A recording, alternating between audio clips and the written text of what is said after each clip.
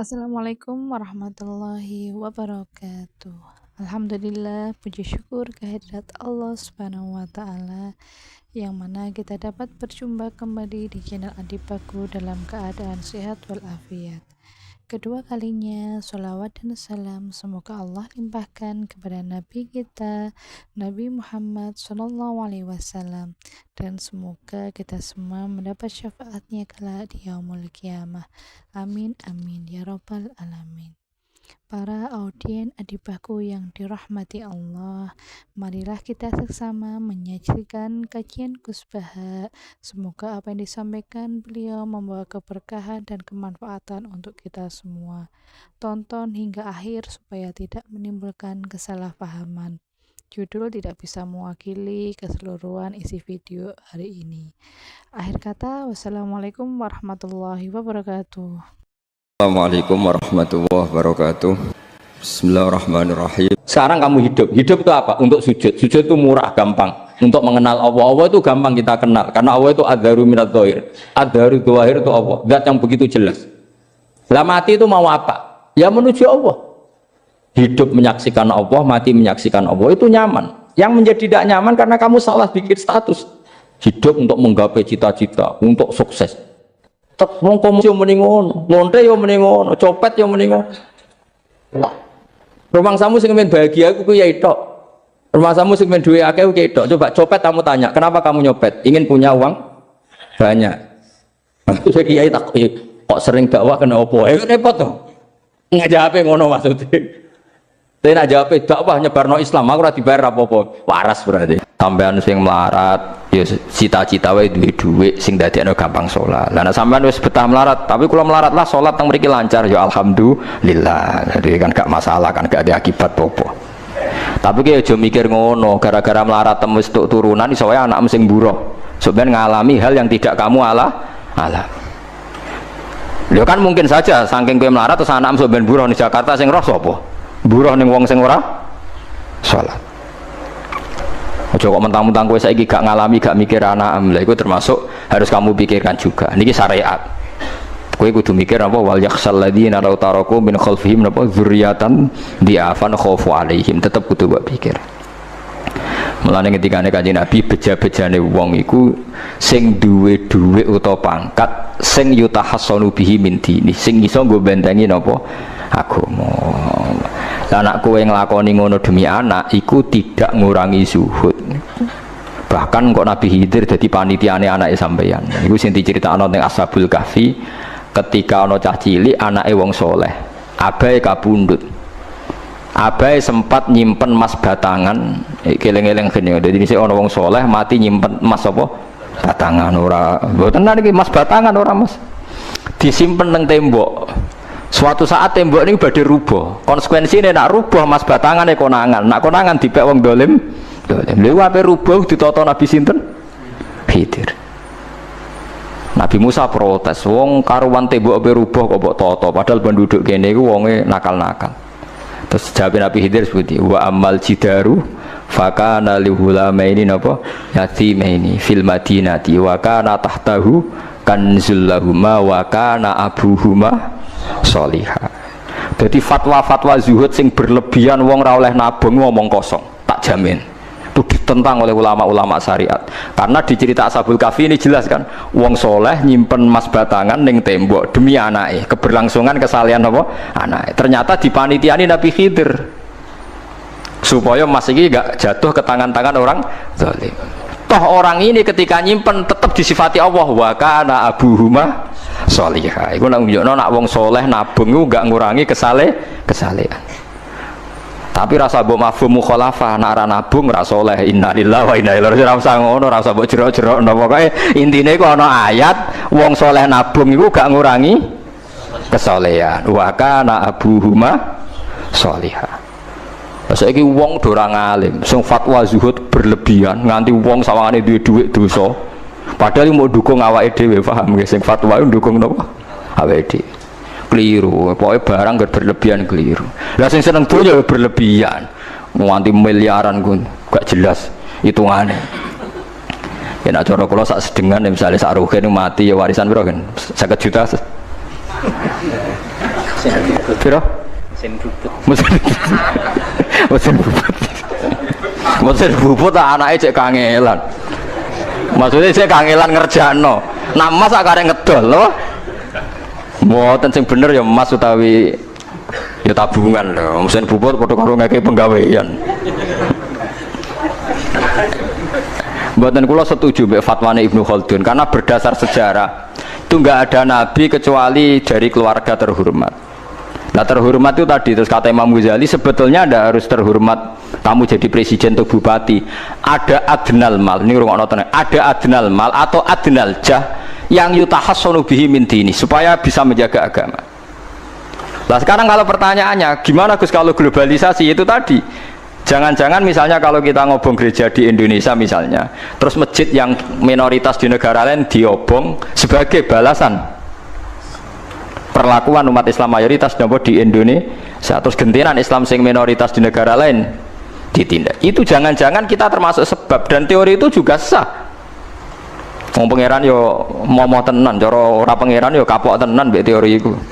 Cara ora pangeran. Makanya niku nyata, wong sahabat tuh jenenge sahabat anyar-anyar Islam nggih over. Kados Ruhin Mustafa seneng-seneng kula atau over. Saking overe bendina misoi gereja, misoi watu pangeran niku. Jancuk watu kok disembah. Pangeran opo watu jancuk watu kok disembah. Akhirnya wong kafir males wis jancuk pisan pangeran. Pangeran akhirnya kena kan. Pangeran ya pangeran Allah akhirnya kena. Akhirnya ana syariat anyar. Wala tasubbul ladina ta'una min dunillah fayasubbu wa aduwam bi ghairi ilm. Mat sahabat temu aja oleh misoi pangerane wong kafir. Kurbane aku mat.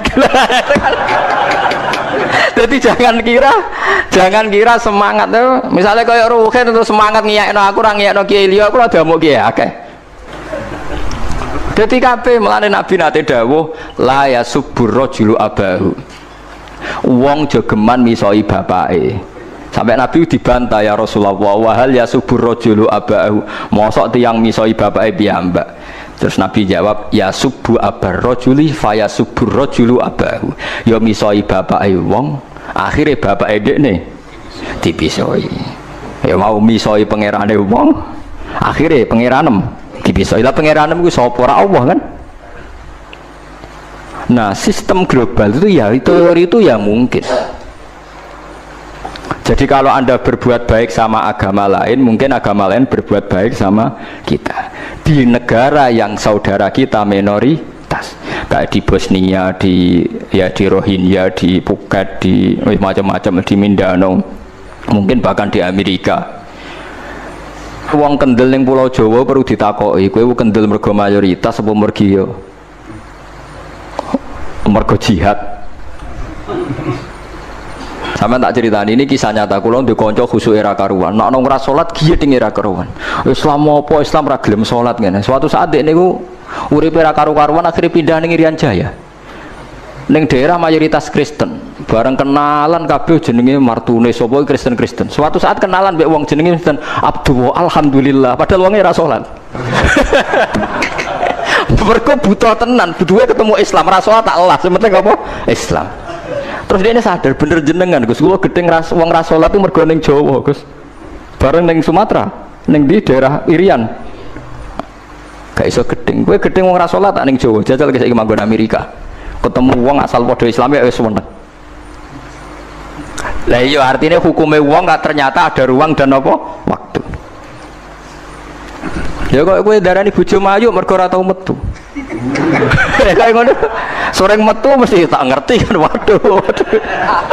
Dadi uang ora ono sing bener asli paham iki cerita wong asli ora ono sing bener. Angger ana pembanding ya takobal apa napa minna minkum takobal apa. Ya kan. Mulane nganti dadi guyonan kena apa wong tuwa kok asring bojone do ucul mergo sing lanang ndelok bojone wong liya. Lali bojone sing elek terus dibarno. Ya tenan sebagian yang ngono tenan. Wong akeh sing diamuk sing lanang. Wong kok ayune ngono. Ngomong apa, Pak? Lha niku kanca kula tenan. Ngomong apa, Pak? Ya jujur wae jare sing lanang jawab. Masa wong jujur gak oleh jare apa? Wong jujur apa? Lah saiki sampean mulai mikir. Nak saiki ning Jawa ana wong Islam gak salat. Oke, kita gedeng atas nama fitrah agama. roh wong minum ya gedeng. Tapi sebagian gedeng kita memang masalah kondisi. Buktine hal yang sama, kowe ketemu Islam ra salat, nak kowe ning Irian Jaya, mbok ning Timor Leste kowe seneng. Pira-pira ketemu padha napa Islame, senajan to ora napa ora salat. Iku mulane bener sak dur-dure ilmu wa faqa kulli ilmin napa alim. Sak dur-dure wong alim mesti ana wong alim. Nah, saya itu baca teorinya Imam Ghazali, Ibnu Khaldun, terus teorinya Salahuddin Al-Ayyubi, memang teori itu saling pembanding dan itu mesti kesimpulan saya tadi walau la dafwahin nasan apa ba'dhum bibadin. Jadi semua teori ini saling melengkapi. Ya memang kalau ketika kita dewa-dewa no fakir, zuhud, enak, tanpa hisab, ini seakan-akan kita seneng fakir, mergo bebas hisab. Nah, tapi nak delok randi kekuatan bergening ambek non muslim, terus ke apa sholat kangelan. Lho nggih to, misalnya sampean buruh ning Jakarta. Posisi buruh, majikan ra salat kon nyupiri, wae salat ra mandeg pe apa. Nah, tapi nak kowe sing majikan buruh ora salat, wae mandeg kowe salat. Ayo malah salat, anutlah ra paham lah wis makmum. Gak tak pecat, selesai kan. Oh, tetap gara-gara melarat itu tetap raiso akomus sholat. Mulane ngaji ku sing imbang ya, ojo pengagum kemiskinan. Melarat itu rasa mbok kagum-kagum biasa ae. Tapi ojo mbok gedhingi dosa kowe kuwalat wong melarat itu napa? Gedhe wong melarat apa? Dosa. Tapi ojo dukung, maksudnya wis ora usah didukung wis akeh malah menapa? Mbok dukung. Wah, malah parah, malah apa? Parah. Lah amar ma'ruf nahi mungkar itu syarat utama tadi ada adna malin, ada adna napa? Jahin untuk yutahasson. Buktine semua nabi itu punya kekuatan sing dadekno enggak tersiksa. Ini ku ma ba'atsallahu nabiyyan illa fi mana'atin min qaumi. Allah tidak pernah ngutus nabi kecuali dari kasta tertinggi. Jadi tujuannya wow, ada sistem sosial yang menjaga. Lucu kan, wong Quraisy gudinge ngono mbek Kanjeng Nabi, tapi ora tahu mata ini mergo sungkan Abu Thalib. Sungkan sinten? Abu Thalib. Sayyid Abbas urung Islam, tapi nak Nabi ditipateni ya ora trimo. Sampai Darun Nadwa kebingungan carane mateni Muhammad ku piye, ndekne keluarga napa ku Quraisy. Sampai ono iblis mendo-mendo wong ngene ae, tiap desa ngirimno satu pemuda. Engko ben dame Muhammad berceceran, pe nuntut sapa ndek nek sing mateni tiap desa duwe utusan sing mate kangelan. Mergo Nabi diutus fi manaatin mingkau. Nah, ketika Nabi pindah teng Madinah niku asline nggih mboten wong asing-asing amat. Mergo tiyang Yasrib niku wonten suku besar jenenge Bani Najjar napa? Bani Najjar. Bani Najjar niku keluarga besar Nabi saking Sayyidah Aminah. Mulane teng Barjanji diterangno ketika Sayyid Abdul Gerah niku mergo nilii keluargane mim Bani Najjar. Paham ya? Jadi intinya ya gadah manaatin min qaumi. Gini ku Bani napa? Bani Najjar. Jadi napa jenenge sebutinu wa makatha fihim syahron yu'anu nasukmahu wasakwa. Iku suku napa Bani Najjar, akhwalihi min Bani napa Najjar. Dadi eling-eling. Dadi mboten saged. Mane sampean ya ora usah protes, kadang-kadang kena apa wong alim-alim ya rontok-rontok Gus, rontok-rontok mulya karepe ben rapati repot nemen-nemen. Misalnya kayak wong alim terus wong biasa total wino terus kon bubut ruhin, nah wae mulang wae kon apa bubut, ayo repot. Jadi kus pengeran apa orang ngono radiga. Saya itu nggak pernah loh takut mati meskipun saya masih muda, karena saya bayangkan mati itu ya baik-baik saja. Ketika saya hidup ya nggak tahu cara ngelola nyawa saya, kenapa kau tidak pergi? Kamu tahu caranya ngelola nyawa kamu, kau nggak mati sekarang, nggak tahu kan? Tahu-tahu masih hidup kan, tahu-tahu diutang semacam-macam lah. Sebenarnya kita zaman hidup pun nggak tahu cara ngelola nyawa kita, cara kerja jantung kita, cara kerja paru-paru kita. Nanti setelah kita mati pun nggak tahu caranya hidup gitu lagi. Tapi anehnya kita, mosok manusia sudah dilemah iso hidup lagi. Memangnya kita sekarang bisa hidup karena kita tahu-tahu ya hidup. Setir anak yang melarat, pese elek, orang lain ditetir anak Kiai Gus Mulyo. Kita kan tidak pernah bisa milih bapak ora iso. Ngerti-ngerti anak Karmen, anak Karlan itu sudah tahu. Artinya gini ya, sudah ya Allah, ketika saya hidup ya tidak tahu kenapa saya hidup, pasti engkau yang menghidupkan. Ketika saya mati juga gak tahu kenapa saya mati, pasti engkau yang menghidupkan dan mematikan. Maka saya akan baik-baik saja di akhirat, karena ketika di dunia Tuhannya yang engkau, ketika di akhirat Tuhannya, dan sifat engkau tidak akan rubah, tetap arhamur rahimin. Makanya dulu wali-wali itu kalau mau mati ya santai aja. Said Umar bin Abdul Aziz itu ulama-ulama dulu kalau mau meninggal itu kalau keluarganya nangis marah besar. Memangnya mau kemana kamu nangisin saya? Lah kamu kan mau mati. Memangnya mau kemana kalau mati? Ya kembali ke Allah. Susahnya apa? Di dunia ya milik Allah, di akhirat ya milik Allah. Inna sholati wa nusuki wa mahyaya wa mamati lillahi rabbil. Yang aneh sampai harus melarat orang wani mati. Wah aneh tenan. Ya karena sampean tahu mungkin di akhirat lebih miskin lagi kan. Terus repot nah terus. Coba kalau dari awal kita menstatuskan diri kita biadillah. Inna sholati wa nusuki wa mahyaya wa mamati. Tapi kamu salah status. Mengatakan kehidupan adalah momen untuk mencari kesejahteraan. Kehidupan adalah momen untuk cari karir. Kamu mensifati kehidupan secara salah. Jika kamu terjebak nyari karir, nyari kaya. Coba kalau kamu pakai mazhabnya Sufi, kehidupan adalah pemberian dari Allah untuk kembali kepada Allah. Kematian ya seperti itu. Akhirnya ya santai saja. Inna sholati wa nusuki wa mahyaya wa mamati lillahi rabbil alamin. Istri juga gitu. Saya itu tidak sombong, saya itu mulai nikah sampai sekarang itu hampir gak pernah tukaran sama istri. Sama istri saya itu sering bilang gini, Gus kali-kali kalau saya ngamuk itu diwales, dilawan. Supaya saya punya musuh katanya. Betul ya? Ya saya bilang gini, Allah itu maha baik sama saya. Ketika harmonis, ganjaran saya ya lewat harmonis itu. Sehingga saya ngasih uang, menyenangkan Anda. Ketika Anda marah, ganjaran saya lewat sabar. Ya sudah itu semuanya baik. Kalau kamu marah, saya tidak dapat pahala. Makanya kalau kamu marah tak dengerin. Ini cara Allah membuat pahala tanpa bayar kata saya. Justru kalau pas rukun itu untuk dapat pahala harus nyervis, jajak nukokno kelambi mahal katanya. Boros itu pahala yang boros katanya. Tapi kalau kamu marah ini pahala paling murah, nggak usah biaya, dapat apa? Pahala. Cukup sabar. Itu kalau terlatih lama-lama dapat ya biasa saja. Ulama dulu seperti itu semua. Imam Syafi'i itu pernah ada orang baik sekali sama beliau. Orangnya itu munafik padahal. Tapi kalau setelah keluar dari Imam Syafi'i dia memaki-maki Imam Syafi'i. Suatu saat beliau tadi muji-muji jenengan tuh di luar maki-maki jenengan. Imam Syafi'i itu guyu. Guyu sebenarnya bukan alhamdulillah. Muridnya kan janggal. Ini dikasih tahu gini, alhamdulillah. Kenapa Imam Syafi'i dia kan di luar maki-maki jenengan? Berarti aku wong wibawa ning ngarepku rawani. Ya jadi dianggap enteng saja melihat. Berarti aku wong wibawa ning ngarepku ora wani. Ya sudah. Terus ketika ditanya, tapi itu kan bahaya bagi Anda karena memfitnah Anda gini-gini. Kata beliau, zaka Allah. Yang kritiknya bahaya itu hanya Allah Ta'ala. Yang lainnya enggak bahaya. Karena ini makhluk dhaif, enggak penting. Loh kamu sampai tersiksa dikritik orang karena kamu nganggap makhluk itu penting. Ini gobloknya sampean. Goblok segoblok-gobloknya. Coba kalau kamu mensatukan makhluk tetap makhluk, kritiknya enggak penting. Selesai kan? Selesai enggak? Ini problem Anda ada wali itu, kalau dikritik ya susah. Makanya ada wali itu problem menurut saya. Makanya saya enggak ingin enggak jadi wali itu kan. Karena hanya wali yang hidupnya itu la khaufun alaihim walahum. Ya. Orang dulu tuh semudah itu hidup. Gampang sekali. Dulu ceritanya diantara ceritanya manakibnya Said Ja'far Shadiq itu, kalau ada orang memaki-maki dia itu dikirimi hadiah. Kenapa ya? Karena kebaikan kamu telah kamu berikan kepada saya, ini hadiahnya. Sampai malu yang kritik itu. Kan kalau orang rasani itu kan kebaikannya dikasihkan sama yang dirasani. Lah kamu kan ngajinya seperti itu, tapi dirasani kok susah. Harusnya kan kasih aja, ditransferi saja. Alhamdulillah.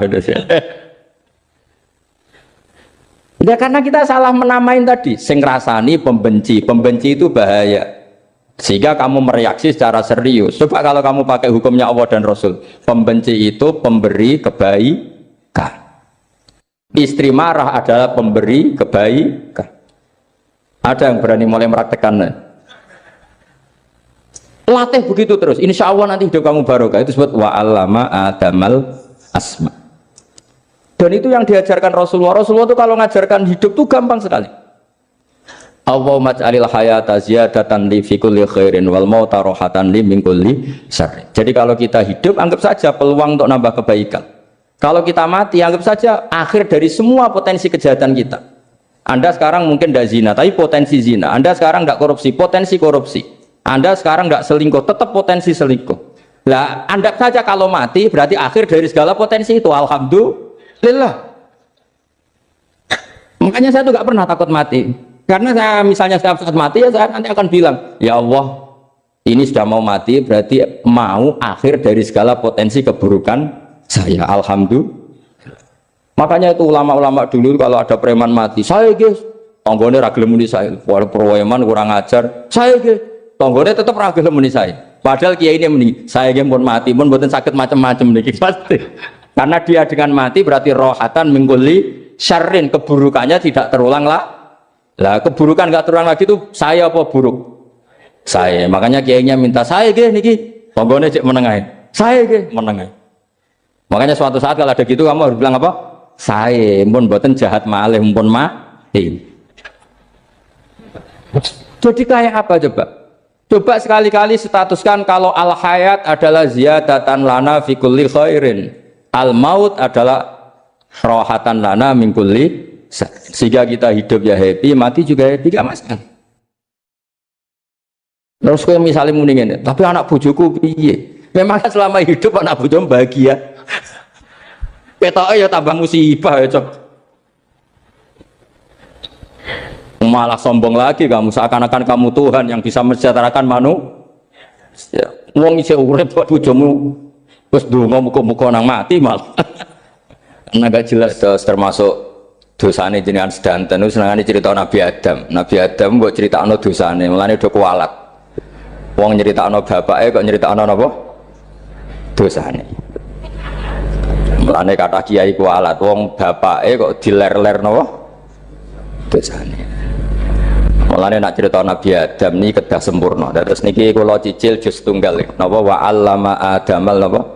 Asma. Pertama kali hubungannya Nabi Adam kalian Allah Subhanahu wa taala ini hubungan mengajarkan nama sesuatu.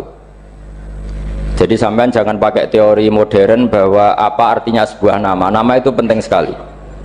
Sekali penamaan itu salah berarti Anda menstatuskan secara nama salah dan itu berakibat fatal. Jadi semua kesalahan manusia mulai periode syirik mensekutukan Allah itu karena kesalahan menyebut apa? Nama. Ini penting kolaborator. Jadi misalnya orang Arab itu ada batu tertentu yang dipahat disebut manat. Manat itu dari kosakata manan, pemberi. Yang satu disebut uzza, sesuatu yang aziz, yang agung. Sehingga akhirnya diperagungkan. Coba kalau misalnya manat dan lata itu ketemu orang Lasem, terus ditanyakan ini batu apa ini? Dari Purwodadi apa dari Mojokerto, yang mahat siapa? Ini irungnya ndak pas, ini matanya kok agak picek. Andekan distatuskan seperti itu, kira-kira disembah apa enggak? Enggak. Iki pas pembuatan ini pate protol terus digenti ini. Sehingga setiap kemusyrikan itu semua para nabi ngendikan inhiya illa asmaun sammaitumuha antum wa aba'ukum ma anzalallahu biha min sultan. Sebagian ayat ma anzalallahu biha min sultan. Bahwa kesalahan-kesalahan yang kamu timbulkan itu karena kamu kesalahan bikin nama. Makanya status itu penting. Nanti sampean tahu pentingnya yang saya katakan ini. Nanti setelah sampean mati nanti mesti nyari saya karena kenangan ngaji ini. Ini Mas Atabik itu mas saya, beliau seorang dokter, tapi saya tidak akan bilang dia dokter, karena nanti anak cucunya inginnya jadi dosen. Tapi kalau saya menstatuskan dia turunan Mbah Sambu, babai wong alim, wah anak putune arah alim isin. Tapi nak di status no pegawai negeri dosen, wah anak putune golek duit ya pikirannya kan. Karena status itu mengilhami, ya Pak, status itu karena itu yang dikenalkan. Makanya ini penting. Fir'aun ketika dianggap sebagai Tuhan itu karena dia berhasil menamakan dirinya orang yang nggak pernah sakit dan dia penguasa. Penguasa itu artinya apa? Dia memimpin sekian orang, akhirnya dianggap Tuhan. Tapi ketika debat terbuka sama Nabi Musa, pertama mohon standar mohon gimmick. Pertama kata Fir'aun, wa ma rabbul alamin, lalu Tuhan kamu itu siapa? Kata Musa, yang menuhani langit dan bumi. Fir'aun masih bisa berargumentasi, setahu saya di bumi Tuhan hanya saya. Soal kemungkinan Tuhan Anda di langit, terus nyuruh Haman, ya Haman ibnili sorhal ali abluhul asbab as-samawati fa'attali'a ila ilahi Musa. Tapi kalau itu dibuktikan, nanti Musa pasti kalah. Karena kalau Fir'aun naik ke langit, pasti gak melihat Tuhan. Wong yang Nabi saja gak ngelihat, apalagi Fir'aun. Pasti dia bilang gak ada. Tapi apa yang bisa mengalahkan Fir'aun adalah argumentasi status. Kata Musa, Rabbukum wa Rabbu abaikumul awalin, yang nuhani nenek moyang kamu. Artinya kalau Fir'aun Tuhan, itu berarti Tuhan balita. Karena mbah-mbahnya dulu tanpa Tuhan, karena Tuhannya lahir terlambat. Akhirnya Fir'aun saat itu juga, para pengikut Fir'aun langsung menjadi mukmin meskipun menyembunyikan imannya. Karena kalau Fir'aun Tuhan, berarti mbah-mbahnya tidak punya Tuhan, karena Tuhannya baru dilahirkan kemudian. Artinya gini, andaikan Fir'aun distatuskan al-maulud, orang yang dilahirkan, maka tidak akan ada orang yang menuhankan Fir'aun. Atau Fir'aun dibahasakan wujida ba'da alam yakun, dia ada setelah dulu-dulunya tidak ada. Apapun hebatnya Donald Trump, apapun hebatnya Cleopatra, apa Fir'aun, semuanya itu wujidu ba'da alam yakun, mereka ada dari tidak ada. Yang seperti ini pasti tidak Tuhan. Makanya Allah mengenalkan manusia itu sederhana supaya tidak pernah jadi Tuhan. Hal ata alal insani khinum minad dahri lam yakun syai'am mazkura. Manusia itu siapa? Ya manusia itu makhluk yang ada dari tidak ada. Dengan status itu nggak mungkin kamu tuhankan.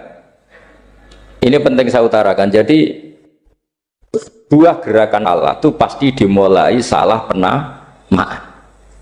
Makanya saya kemarin ketika Mbah Mun intakola ila rofiqil ala, ketika beliau wafat, saya bilang ke anak-anak Anwar, statuskan Mbah Mun sebagai orang alim allama al-faqih, muridnya Sayyid Alawi, muridnya Basibir.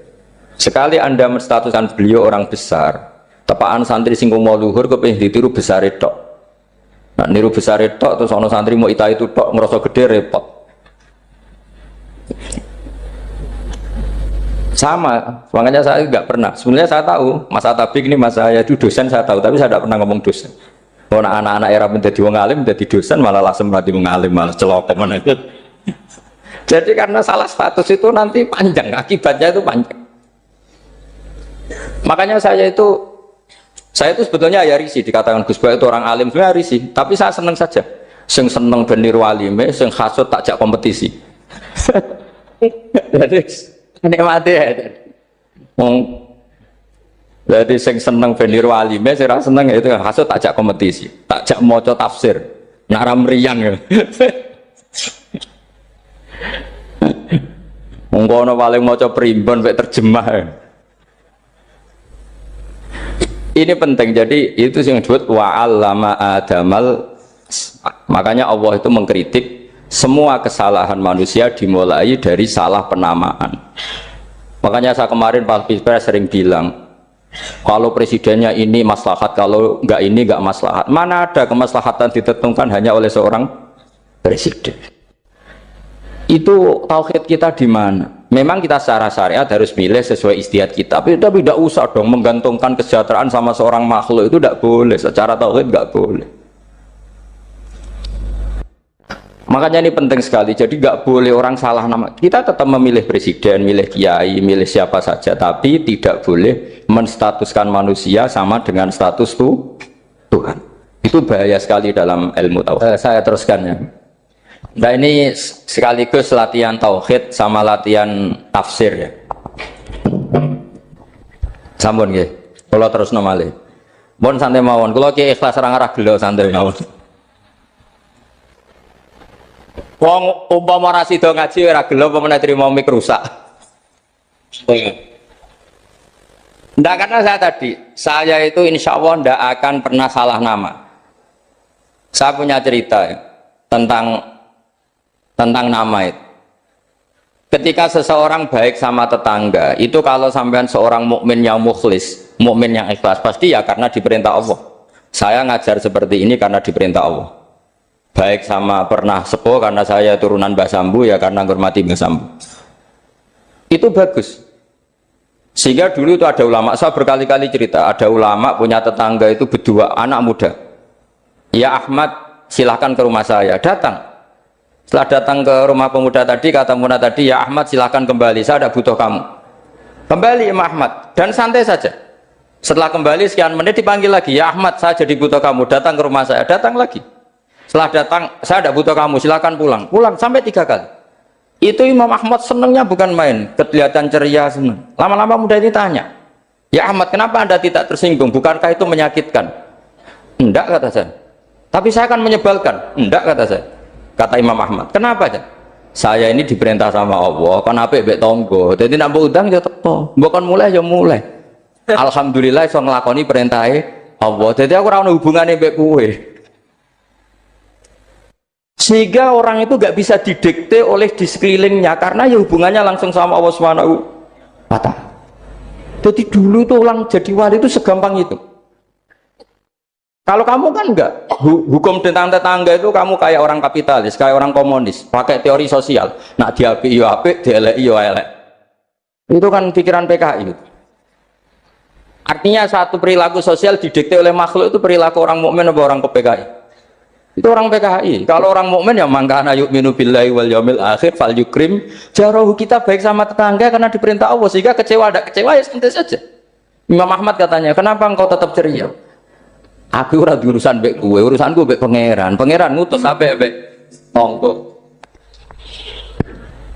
Saya ulang lagi ya, terus tentang napa wa allama adamal asma. Jadi andaikan seorang manusia melakukan kebaikan karena dia makmur, amarahu wa, kita diperintahkan Allah baik sama tetangga, ya biasanya tetap seperti itu.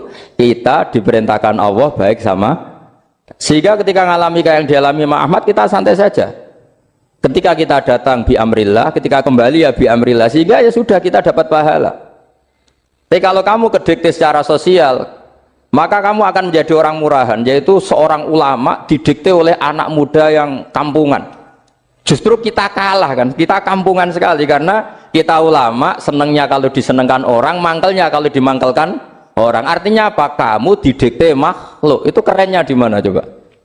Kerennya di mana? Enggak ada sama sekali. Apalagi yang dikte terima canom sing goblok, sing desa. Kamu seorang ulama besar. Tapi kalau kamu hubungannya dengan Allah, dia muji kamu, alhamdulillah dipuji. Dia memaki kamu, alhamdulillah dapat pahala lewat jalur sabar. Kan santai saja. Sehingga saya berkali-kali bilang, setan itu untungnya tidak pernah ngaji saya. Kalau ngaji dia pasti ngerusak metode, merubah metode. Tapi saya tadi berdoa supaya ngaji ini nggak didengar setan. Setan itu ya goblok betul. Setan itu kan suka ya kalau anaknya kiai, cucu kiai dibikin konflik. Dia ngiranya dengan konflik pondok itu tidak solid. Ternyata enggak. Misalnya Mas Atabek konflik sama keluarga Bani Lasem, terus ada yang minggat ke Papua kemana-mana. Namanya turunan kiai di mana-mana tetap bikin pondok, bikin masjid.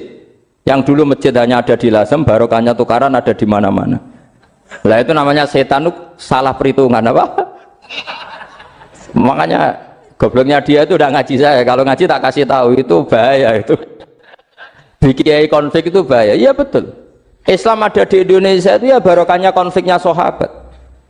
Sayyidina Ali dan Sayyidina Muawiyah itu konflik. Banyak sahabat netral yang ingin menghindari itu mau ke Cina. Di Selat Malaka sebagian terdampar, terus ada yang ke Aceh, ada yang ke Sumatera, namanya Sayyidina Ali.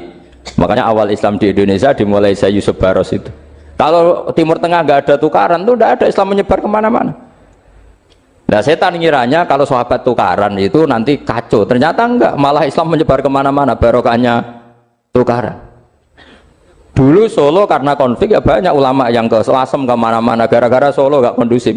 Akhirnya kayaknya keduman basambu, keduman macam-macam. Sedungak mawon kiai tukaran terus betul apa-apa. Yang penting ora bacok-bacokan, rasan-santetan wis. Terus pokoknya rasan-rasanan ringan ya sudah itu bagus. Memang Allah bikin seperti itu. Enggak apa-apa. Kata Allah wala yazaluna mukhtalifina illa man rahima rabbuk. Kata Allah walidzalika khalaqahum. Ikhtilaf itu barokahnya Masya Allah. Kalau saya setuju pendapatnya Mas Atabek, saya jadi dosen. Nanti yang ngaji tafsir siapa? Tapi kalau dia setuju saya, dia jadi ahli tafsir, yang jadi PNS siapa? Ya sudah, barokahnya khilaf. Dia jadi PNS, dia dapat gaji, tapi gaji itu bisa dihitung. Kalau naik harus tambah prestasi. Kalau saya kiai min haitsu la yahtasib, pasti cepat kaya saya. Karena rezekinya kiai itu tanpa batas. Makanya haji saya itu plus. Saya itu tidak kaya, tapi haji saya haji plus. Masa tapi paling reguler. Karena rezekinya kiai itu min haitsu la yahtasib. Makanya saya pernah disoal sama teman-teman dosen di UI. Bapak kok berani pulang ke Rembang? Kiai itu kan rezekinya agak jelas. Kata saya justru agak jelas itu bagus. Kalau sampean kan konsisten segitu nilainya, kalau saya enggak, kata saya. Jadi tak nikmati saja. Karena saya hamba Allah, bukan hamba negara. Kalau hamba Allah ya gaji Allah, kalau hamba negara ya negara itu, negara sama Allah kayak mana? Allah ya sudah pinter berarti sudah. Jadi jangan pernah kita ini salah nama. Kalau salah nama itu bisa panjang. Makanya ada wali itu kalau dongo itu rontok kriminal, tapi malah pangeran seneng. Sampai dalam riwayat itu innahu yudkhikuni al yauma salasa marat, wali itu bisa menertawakan saya 3 kali. Itu kata Allah. Itu kalau dongo itu agak kriminal, tapi mesti mustajab. Tapi kalau kamu niru sudah tidak mustajab, karena ini KW, copy paste. Itu kalau dia datang ke Raudhah itu bilang gini wali tadi, ya Allah, saya ingin jadi orang baik. Jika engkau turuti doa saya, maka surra habibuk, kekasihmu ini menjadi senang. Tapi jika saya jadi orang jelek, surra aduwuk, yang senang itu iblis. Sekarang milih mana jenengan, menyenangkan kekasih kamu atau menyenangkan musuh kamu? Itu cuma riwayat. Terus kata Allah bilang ke Nabi Muhammad, karena wali kan ada alam roh, wis kandhani wis mustajab, coba lain itu baik gue. Segampang itu wali punya hubungan. Saya ulang lagi ya, tapi jangan ditiru. Karena kamu tidak wali, nanti setelah wali niru gak apa-apa. Ya Allah, saya ini ingin jadi orang baik. Kalau saya jadi orang baik, maka surra habibuk, kekasihmu menjadi senang. Kalau saya jadi orang buruk, surra aduwuk, musuh kamu menjadi senang. Tinggal engkau lah sekarang sebagai Tuhan, senang menyenangkan kekasih kamu, menyenangkan musuh kamu. Ya tentu Allah pilihannya kan senang menyenangkan kekasihnya. Terus kata Allah, sudah sampai situ aja doanya, jangan panjang-panjang, baca-baca malah repot. Semudah itu mereka hubungan dengan Allah Subhanahu wa taala karena mereka tidak pernah salah nama. Kalau kita kan tidak. Kita tidak mesti walinya, tidak mesti istiqomahnya, kiai saja karena diangkat MUI, bukan karena kiai betul, atau diangkat di struktur kepengurusan NU. Terus doa pakai namanya sendiri, ya Allah, saya ini ngitmai agama sudah lama, mbok ya saya ini jadi gini-gini. Status kamu itu belum ada di arsy. Ini penting saya utarakan, jadi nama status itu penting sekali. Sehingga semua kesalahan saya ulang lagi itu karena status. Ini penting saya utarakan karena sekarang itu banyak nama itu disepelekan. Saya itu sering sinau kamus, jadi saya termasuk menekuni tafsir itu diantaranya menekuni kamus. Saya punya kamus banyak, mulai yang dikarang orang setengah kafir, munjid itu kan, kafir tapi setengah. Karena timnya banyak yang muslim juga. Ada yang virus abadi, macam-macam. Yang saya kenang dari kamus, diantara kamus yang saya kenang tentu miliknya Said Zabidi, kamus Mukhid. Ada kamus milik saya namanya Mukhtarus Sikha, itu dikarang oleh orang alim. Itu bilang begini, sama tak bedai sekarang, lafadz ilah itu maknanya apa? Tuhan kan? Tasniahnya apa? Dia bilang isim ini tidak punya tasniah. Dia bilang ilah, normalnya tasniahnya ilahani, jam'anya taksir alihah. Tapi kata dia nggak boleh, lughat seperti itu nggak boleh, karena kullusmin harus yadullu ala aini musamma. Ilah itu nama tunggal untuk Allah, sehingga karena Allah itu tunggal nggak boleh ada tasniahnya ilahani. Karena kalau ilahani berarti kamu nerjemah apa? Dua Tuhan. Berarti kamu nganggap ada Zaidun, ketika Zaid dua kamu bilang Zaidani. Kalau banyak kan nggak pernah ada Tuhan dua atau tiga. Makanya kata pengarangnya itu Abu Bakar Ar-Razi itu kata beliau, wahadal ismu la musanna lahu wala jam'ah wa innama jama'uhu wa tannauhu, katanya. Isim ini tidak punya tasnya, tidak punya jamak. Tapi kalau orang-orang, katanya, orang-orang itu bilang ini ada jamaknya, ada tasniahnya. Ini penting sekali. Karena kesalahan itu nggak ada. Cara teori Quran itu kesalahan itu tidak ada. Yang ada adalah orang salah. Beda loh ya. Tak wari dadi wong pinter. Makanya ini sampai subuh. Tak wari dadi wong pinter. Saya ulang lagi ya. Kesalahan itu tidak ada. Yang ada itu orang salah. Pernah ada enggak 1 tambah 1 15? Enggak ada kan? Tapi kalau orang salah bilang 15, ada. Pernah enggak putih ini hakikatnya hitam? Enggak pernah kan? Tapi kalau orang salah, misalnya Rabun bilang ini hitam, ada. Sehingga ini penting, ini dalam teori ilmu mantek. Setiap Allah menyalahkan mereka, itu kata Allah, yaquluna bi afwahihim. Mereka itu melafatkan dengan mulut mereka bahwa Tuhan itu 3 misalnya, bahwa Lata Hubal itu Tuhan. Itu kalimat yang keluar dari mulut mereka, tapi tidak menunjuk hakikat. Makanya kata Allah, kaburas kalimatan takhruju min afwahihim. Sungguh kalimat itu kalimat kriminal betul yang keluar dari lisan mereka. Karena apa? Normalnya kalimat itu tadullu ala musammahu atau musammaha. Yang namanya kalimat misalnya putih yang menunjuk putih, hitam menunjuk hitam. Nah, kalau Tuhan kok ditunjukkan ke batu, itu kan kacau.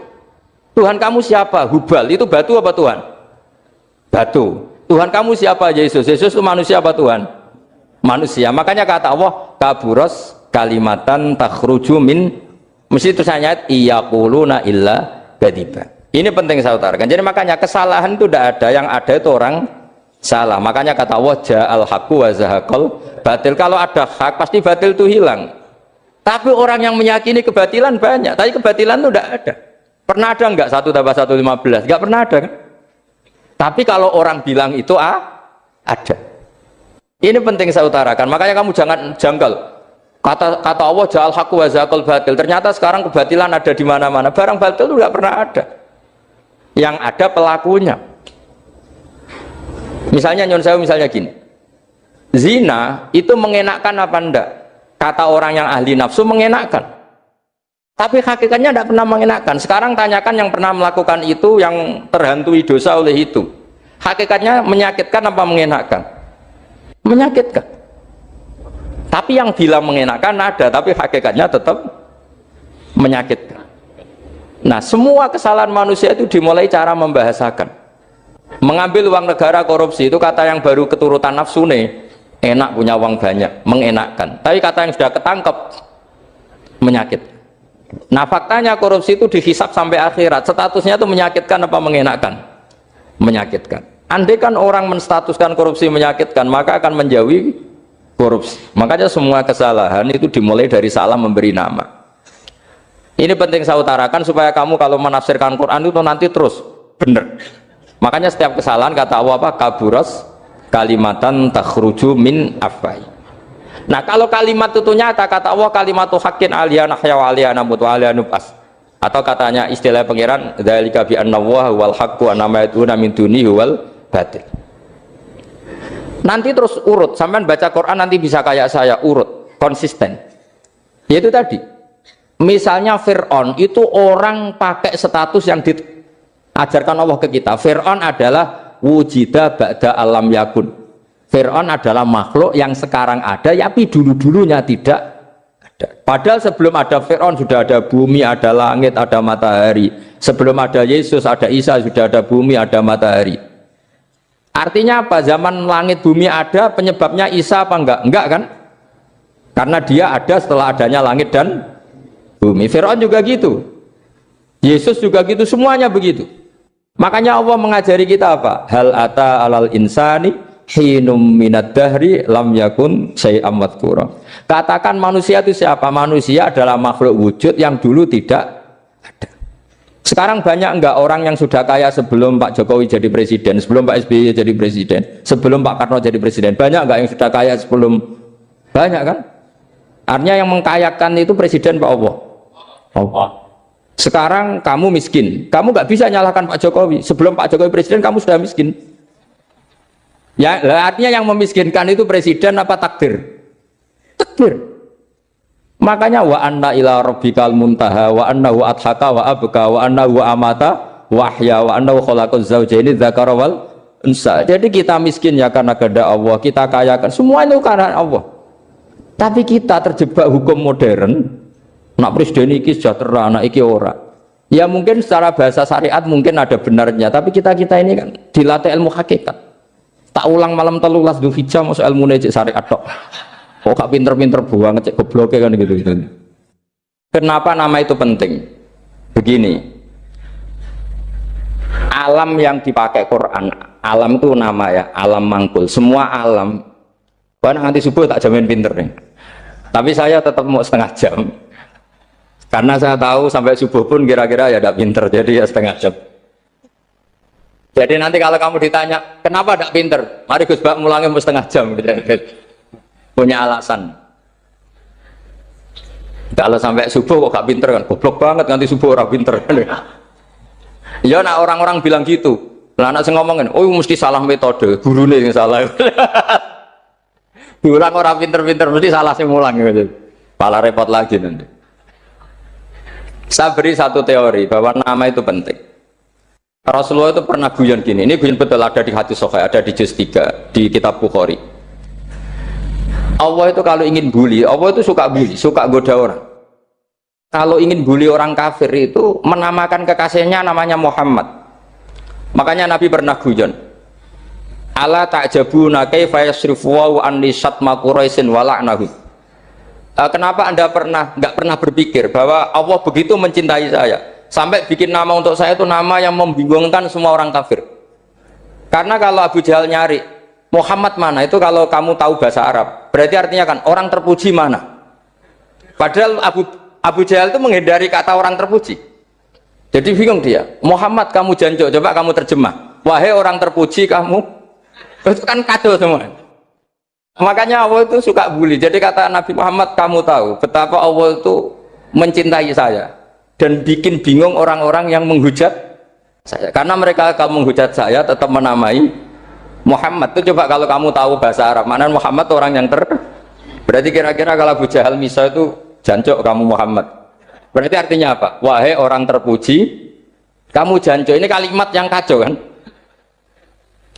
Akhirnya Abu Jahal pinter. Kalau nyari Muhammad bilang gitu, ya mudammam, ainal mudammam. Makanya kata Nabi, yastamu namudammaman wa yal'aunu namudammaman wa ana Muhammad. Akhirnya Abu Jahal kalau nyari Muhammad, ainal mudammam, mana orang yang tercela? Akhirnya orang-orang tanya, mudammam itu siapa? Muhammad itu loh. Akhirnya dia kenging lagi. Ya Muhammad itu loh. Akhirnya ya bilang Muhammad lagi. Jadi kayak apa? Makanya itu saya mangkal kalau sama orang dan anaknya Kiai jenenge Agus, karena ya tetap diceluk Gus. Karena ya saya itu punya teman itu gak Gus, mangkalnya bukan main sama anaknya Kiai. Dia punya cita-cita anaknya nanti dinamai hanya Agus saja, supaya semuanya manggil. Terus nanti yang hasut ya bilang Gus. Kayak kemarin pas Pilpres itu macam-macam. Tapi ini penting saya utarakan, jadi nama itu nggak boleh salah, status juga nggak boleh salah. Makanya saya ingin misalnya anaknya Kiai kok jadi pejabat, ya sudahlah jabat itu. Saya betul, saya sampai sekarang dengan Gus Yasin itu ya tetap nyucup. Saya bilang ini putra guru saya, ini Gus saya. Saya tidak pernah membahasakan beliau wakil gubernur. Bahayanya nanti suatu saat, oh ini mantan, kan repot. Jadi ini penting, status itu penting.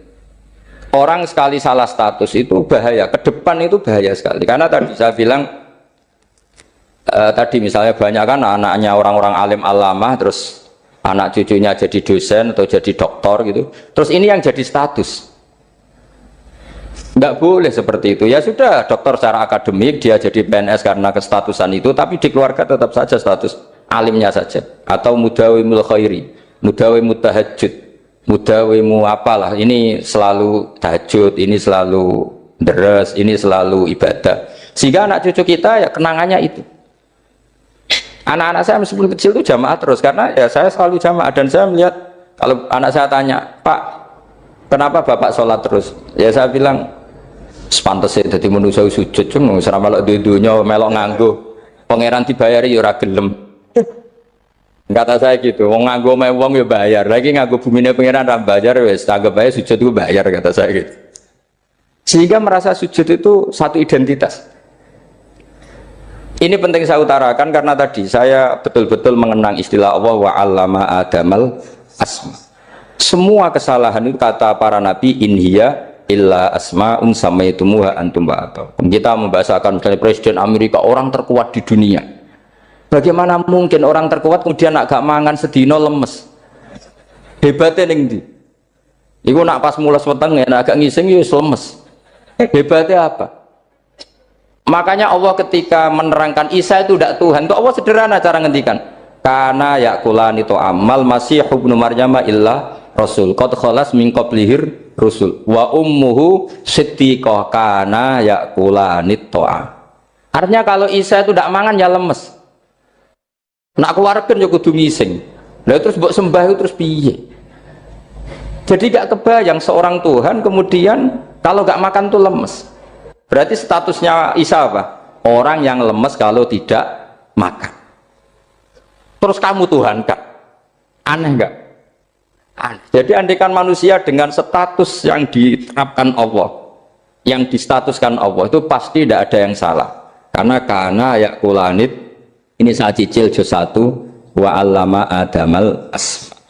Makanya kata Rasulullah, Allah tak jabuna kaifa yusrifu wa anisat ma quraisin wa dzamma. Ini penting, nama itu penting. Karena sekali nama ini salah, coba misalnya orang sepakat darani Fir'aun itu wujida ba'da alam yakun. Fir'aun itu ada yang dulu-dulunya tidak ada. Hal ata alal insani hinum minad dahri lam yakun syai'am mat. Coba kalau kamu melihat sekarang kamu hidup itu apa? Untuk sujud itu murah, gampang. Untuk mengenal Allah, Allah itu gampang kita kenal karena Allah itu adharu minad dhahir, adharu dhahir itu Allah, zat yang begitu jelas. Lah mati itu mau apa? Ya menuju Allah. Hidup menyaksikan Allah, mati menyaksikan Allah, itu nyaman. Yang menjadi tidak nyaman karena kamu salah bikin status. Hidup untuk menggapai cita-cita, untuk sukses. Tek wong komunis yo muni ngono, lonte yo muni ngono, copet yo muni ngono. Rumah samu sing men bahagia aku ya tok. Rumah samu sing men duwe akeh ku tok. Coba copet kamu tanya, kenapa kamu nyopet? Ingin punya uang banyak. Terus kiai tak kok sering dakwah kena opo? Repot to. Ngajape ngono maksudnya. Tapi nak jawab dakwah nyebarno Islam, aku ora dibayar apa-apa. Waras berarti, napa? Ini penting saya utarakan, makanya saya itu mau ngajar itu diantara itu. Al ismu ya dulu ala musamma. Maka itu hebatnya Quran. Quran itu ketika menjamakkan kata ilah itu diulang. Qul law kana ma'ahu alihatun kama yaqulun, kata Allah. Karena lafaz ilah itu tidak boleh dijamakkan. Itu jamak kriminal. Loh kok tidak kriminal gimana coba? Kalau Zaidun itu satu, boleh nggak kamu mengatakan ja'a Zaidani? Nggak boleh kan? Kalau Zaidun satu, boleh nggak kamu mengatakan ja'a Zaiduna? Nggak boleh kan? Sama ilah itu satu apa dua? Satu. Boleh nggak kamu katakan ilahani, dua Tuhan? Enggak boleh. Makanya Allah kalau mengatakan alihah itu qul law kana ma'ahu alihah, andekan. Lau itu andekan. Itu aja masih ditututi kama yaqulun, sebagaimana mereka katakan. Karena lafaz ilah itu tidak pernah punya jamak alihah. Makanya Allah ngendikan qul law kana ma'ahu alihah, masih ditambahi kama yaqulun, tapi itu kata mereka kira-kira gitu. Maka kenangan saya sama Batu Rehan, saya ini masih pernah jujur sama Batu Rehan karena saya mbah saya kandung namanya Fatimah, itu abahnya itu orang sini. Fakhriyas itu, ibunya itu orang Kudus, makanya saya ini ya turunan Kudus, turunan Nas.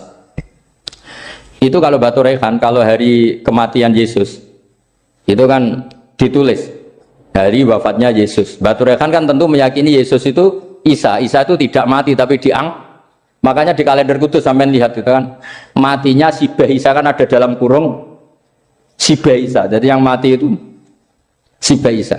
Karena kalau yang mati Isa kan menyalahi Quran, wa ma qataluhu wa ma salabuhu walakin subyalah, maka ditulis kematian Sibah Isa. Hanya Almanak Kudus, yang lainnya enggak karena sudah ikut bahasa nasional. Saya pernah agak bantah dulu, saya masih ditulis gini saja, kematian Yesus dalam kurung katanya.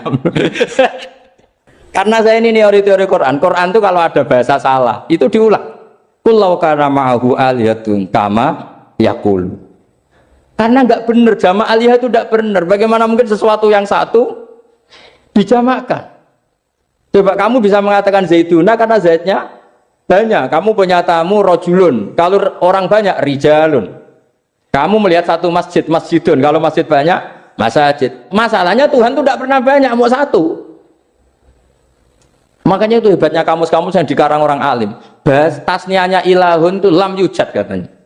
Tapi wajaduhu wasamauhu. Tasniah ini nggak ada secara hakikat, tapi mereka ada yang menjamakkan, yaitu mereka-mereka yang salah. Makanya tadi dalam ilmu mantek kesalahan itu tidak pernah ada, yang ada adalah orang yang salah.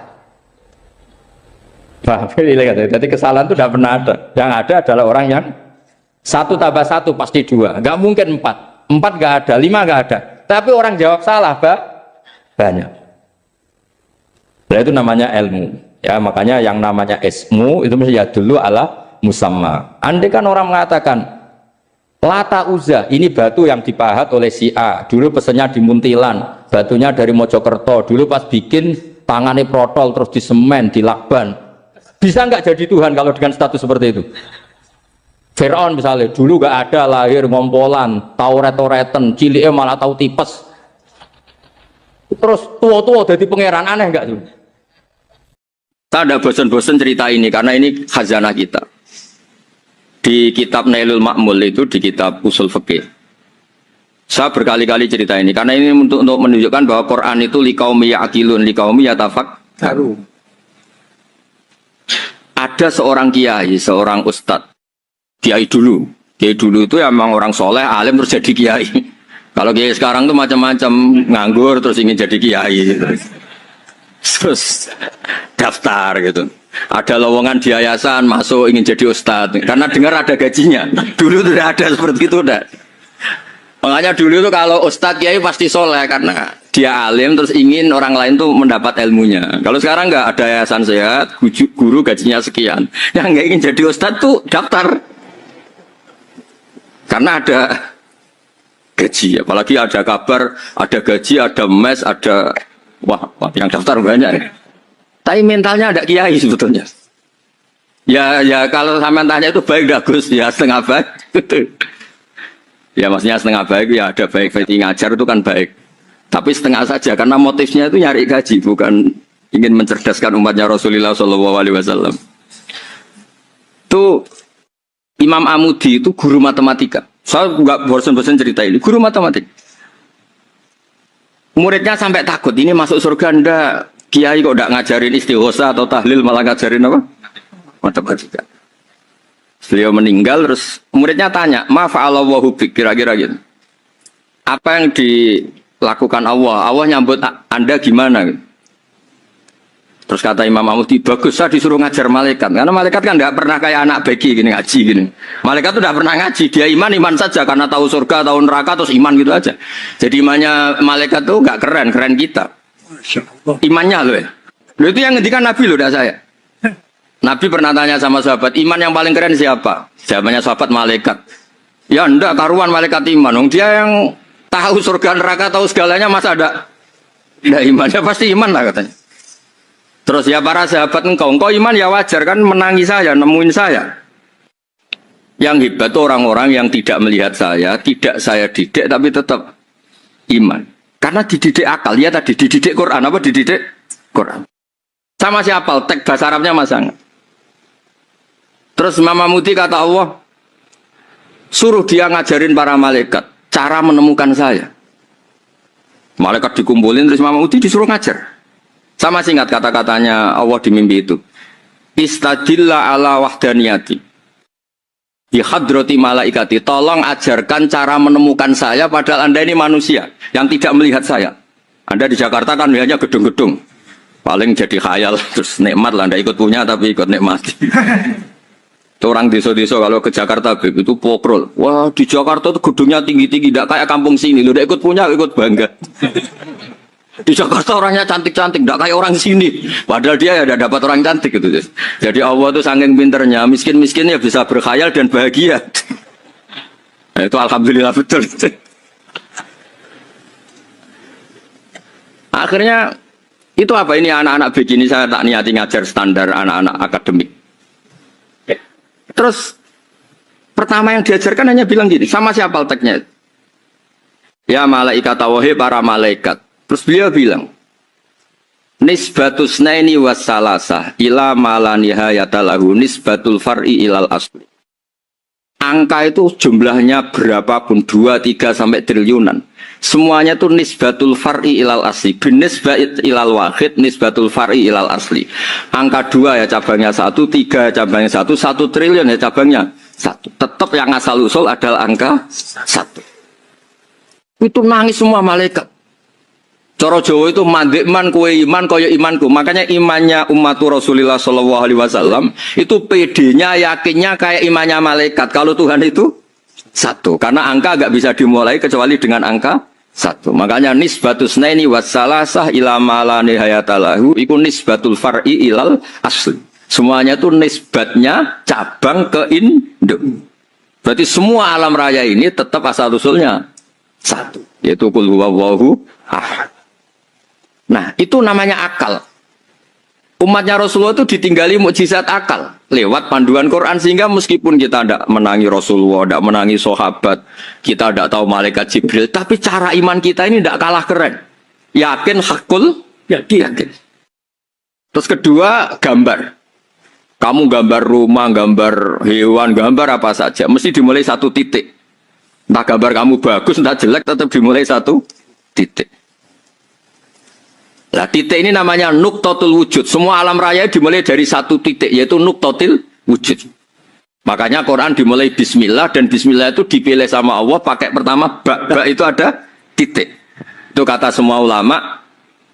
Itu titik itu singkatan dari bi kana makana wa bi yakunu mayakun. Karena saya semuanya ada. Bi itu karena saya. Jadi makanya santri-santri beki, tidak usah bayangkan kamu jadi wali terus bisa terbang ke Mekah, tidak usah. Kalau terbang ke Mekah ya sudah umroh aja bayar. Kalau enggak ya maklaran KBH atau apa. Pokoknya cari gratis. Ya gratis kayaknya. Dapat orang 10 gratis. Satu. Terus orang enggak umroh-umroh dirayu-rayu supaya umroh. Repot. Itu pelanggaran fikih itu. Kalau orang punya utang itu wajibnya hanya utang dulu gitu. Wah repot. Saya itu juga sering bingung di kampung-kampung. Gus sama umroh. Kenapa? Dapat gratisan. Minta uang saja buat nyaur utang. Nggak boleh. Wah, secara fikih yang wajib itu nyaur utang, bukan umroh. Nggak boleh, Gus diminta uang. Nggak boleh, harus umroh. Udah gitu saya ini bingung, Gus mau umroh. Nggak nikmati. Kenapa? Disuruh ngajar, Gus. Repot semua kalau ibadah mergawe ya jadi bingung semua.